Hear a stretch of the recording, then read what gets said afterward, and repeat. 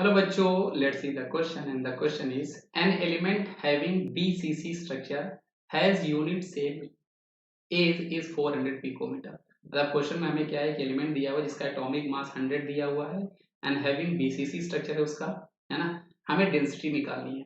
तो देखो बच्चों यहाँ पर क्वेश्चन में हमारे पास गिवन है कि आपके पास स्ट्रक्चर जो है बीसीसी है, तो इसके बेसिस में हम क्वेश्चन सॉल्व करते हैं।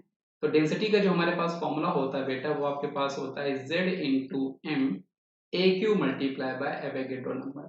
यहाँ पे Z जो होता है वो हमें बताता है number of atoms per unit cell जो होता है वो हमें Z बताया करता है। M जो होता है वो हमारा मोलर मास एटम बताता है, A हमारा एज लेंथ होता है और N0 हमारे पास एवोगैड्रो नंबर हुआ करता है। तो अगर हमारे पास BCC स्ट्रक्चर जो कि इस क्वेश्चन में गिवन है, तो BCC स्ट्रक्चर के लिए जो हमारी Z की वैल्यू होती है बेटा वो आपकी 2 होती है, क्योंकि यहाँ पर 8 एटम्स कॉर्नर में होते हैं, एक बॉडी के सेंटर में होता है। तो यहाँ पे एटम्स टोटल का कंट्रीब्यूशन जो आपकी यूनिट सेल के लिए होता है वो आपके लिए 2 होता है। तो Z की वैल्यू यहाँ पर आपके पास 2 है, number of atoms per unit cell. आपको ये ध्यान रखना है, आपको पर यूनिट सेल बताना है ना। तो अब हम वैल्यू रख के इस क्वेश्चन को सॉल्व करते हैं। जब कभी भी इस तरह के क्वेश्चन पूछे जाते हैं तो ये कैलकुलेशन बेस्ड होते हैं। फॉर्मूला इसका बहुत ही आसान होता है, बस आपको यूनिट कन्वर्जन में थोड़ा ध्यान देना होता है। तो Z की वैल्यू हमारे पास यहाँ पर 2 है, M हमारे पास यहाँ पर बेटा 100 ग्राम ऑलरेडी क्वेश्चन में गिवन है, A हमारे पास यहाँ पर क्वेश्चन में कितना है बेटा, A देखो A हमारे पास यहाँ पर गिवन है 400 पिकोमीटर, 400 पिकोमीटर।